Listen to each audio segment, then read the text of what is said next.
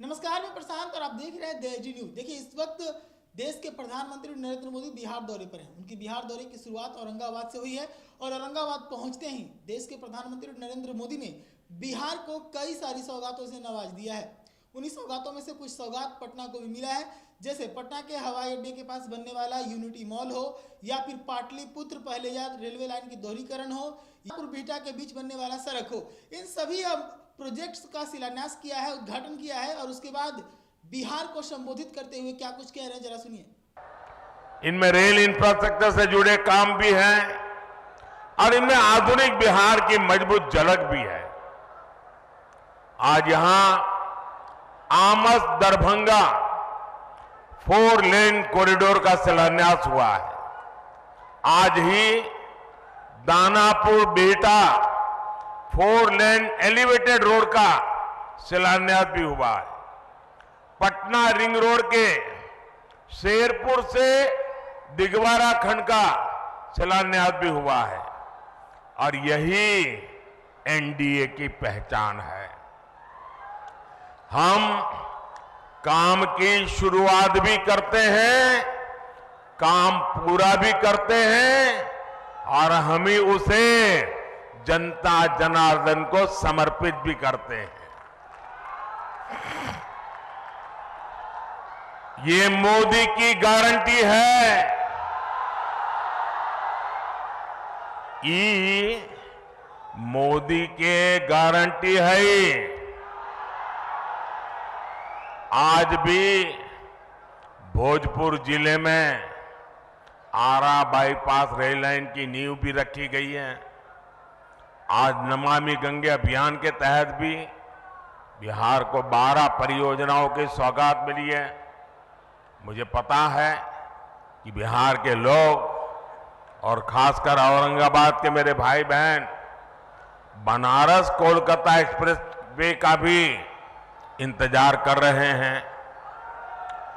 इस express way से UP भी केवल कुछ घंटों की दूरी पर रहेगा और कुछ घंटे में ही कोलकाता भी पहुंच जाएंगे। और यही एनडीए के काम करने का तरीका है। बिहार में विकास की ये जो गंगा बहने जा रही है, मैं इसके लिए आप सभी को, बिहार वासियों को बहुत बहुत बधाई देता हूं। साथियों, आज बिहार की धरती पर मेरा आना कई मायनों में खास है। अभी कुछ दिन पहले ही बिहार के गौरव कर्पूरी ठाकुर जी को देश ने भारत रत्न दिया है। ये सम्मान पूरे बिहार का सम्मान है। ये सम्मान समूचे बिहार के सम्मान है। अभी कुछ दिन पहले अयोध्या में रामलला के भव्य मंदिर की प्राण प्रतिष्ठा भी हुई है। अयोध्या में रामलला विराजमान हुए हैं तो स्वाभाविक है कि सबसे ज्यादा खुशी माता सीता की धरती पर ही मनाई जाएगी। रामलला की प्राण प्रतिष्ठा को लेकर बिहार जिस आनंद में डूबा, बिहार के लोगों ने जैसा उत्सव मनाया, रामलला को जो उपहार भेजे, मैं वो खुशी आपसे साझा करने आया हूं। और इसके साथ ही बिहार ने एक बार फिर डबल इंजन की रफ्तार भी पकड़ ली है।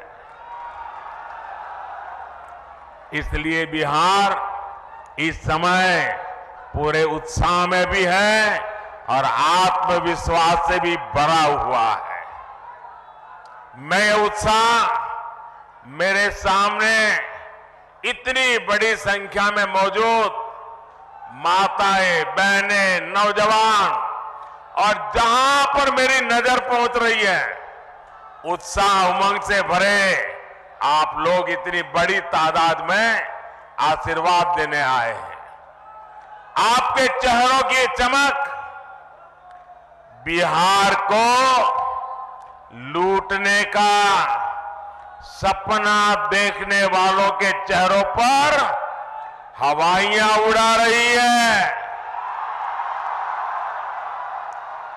साथियों, एनडीए की शक्ति बढ़ने के बाद बिहार में परिवारवादी राजनीति हाशिए पर जाने लगी है। परिवारवादी राजनीति की एक और विडंबना है, मां बाप से विरासत में पार्टी और कुर्सी तो मिल जाती है, लेकिन मां बाप की सरकारों के काम का एक बार भी जिक्र करने की हिम्मत नहीं पड़ती है। ये है परिवारवादी पार्टियों की हालत। मैंने तो सुना है कि इनकी पार्टी के बड़े बड़े नेता भी इस बार बिहार में लोकसभा का चुनाव लड़ने के लिए तैयारी नहीं हो रहे हैं। और मैंने तो पार्लियामेंट में कहा था कि सब भाग रहे हैं। आपने देखा होगा, अब लोकसभा का चुनाव लड़ना नहीं चाहते, राज्यसभा की सीटें खोज रहे हैं लोग। जनता साथ देने को तैयार नहीं है। और ये है आपके विश्वास, आपका उत्साह, आपके संकल्प की ताकत। मोदी इसी विश्वास के लिए बिहार की जनता को धन्यवाद करने के लिए आया है। साथियों, एक दिन में इतने व्यापक स्तर पर विकास का ये आंदोलन इसका गवाह है कि डबल इंजन सरकार में बदलाव कितनी तेजी से होता है। आज जो सड़क और हाईवे से जुड़े काम हुए हैं, उनसे बिहार के अनेक जिलों की तस्वीर बदलने जा रही है। गया, जहानाबाद, नालंदा, पटना, वैशाली, समस्तीपुर और दरभंगा के लोगों को आधुनिक यातायात का अभूतपूर्व अनुभव मिलेगा।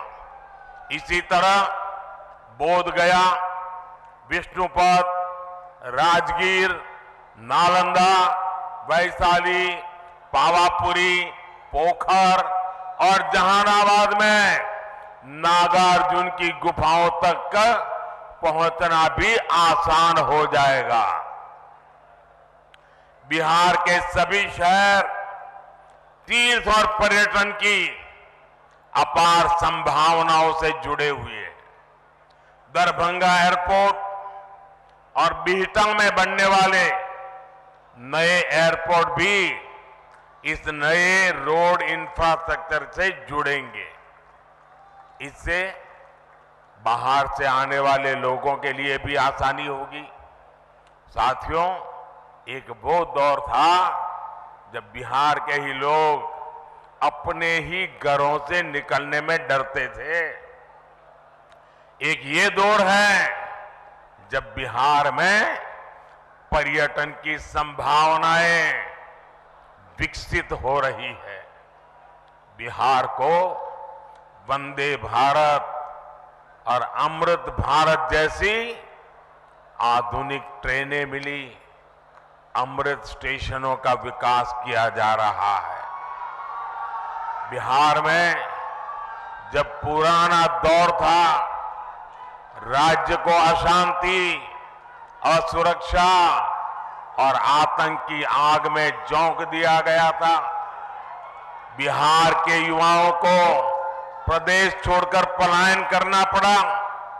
और एक आज का दौर है जब हम युवाओं का स्किल डेवलपमेंट करके उनका कौशल विकास कर रहे हैं।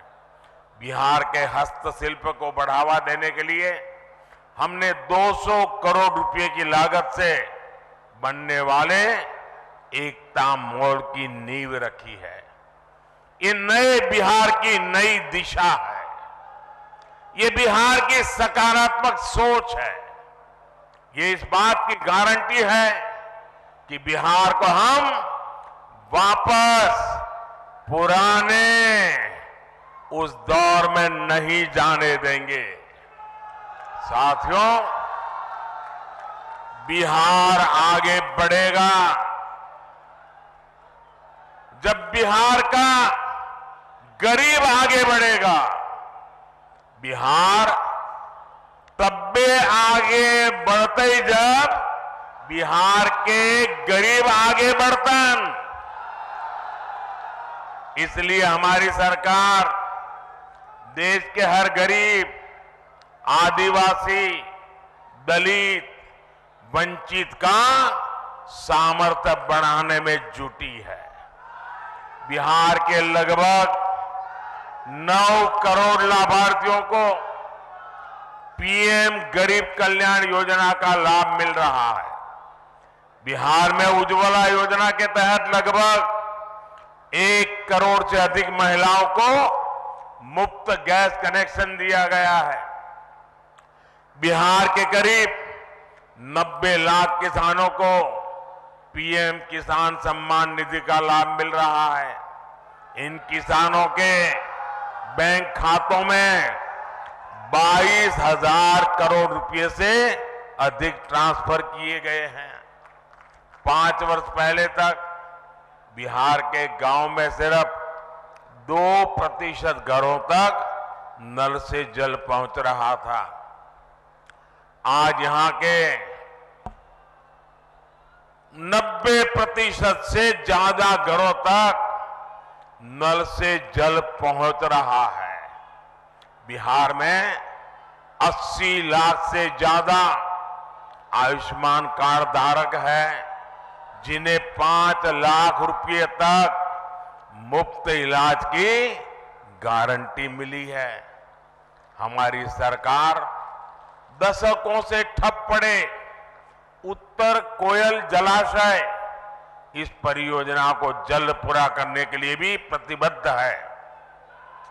इस जलाशय से बिहार, झारखंड के 4 जिलों में 1 लाख हेक्टेयर खेतों की सिंचाई के लिए पानी मिलने लगेगा। साथियों, बिहार का विकास ये मोदी की गारंटी है। बिहार में शांति और कानून व्यवस्था का राज ये मोदी की गारंटी है। बिहार में बहन बेटियों को अधिकार ये मोदी की गारंटी है। तीसरे टर्म में हमारी सरकार इन्हीं गारंटियों को पूरा करने और विकसित बिहार बनाने के लिए काम करने के लिए संकल्पबद्ध है। आप सभी को एक बार बहुत बहुत बधाई। आज विकास का उत्सव है। मैं आप सबसे आग्रह करता हूं, अपना मोबाइल फोन निकालिए, उसकी फ्लैश लाइट चालू कीजिए। आपके सबके मोबाइल की फ्लैश लाइट चालू कीजिए। ये विकास का उत्सव मनाइए। तो सुना आपने किस प्रकार से नरेंद्र मोदी ने कहा है कि बिहार का विकास जो है वो लगातार जारी रहेगा। ऐसे प्रोजेक्ट्स बिहार में अब लगातार आते रहेंगे। ऐसी तमाम खबरों के लिए जुड़े रहेगा द एजी न्यूज के साथ। धन्यवाद।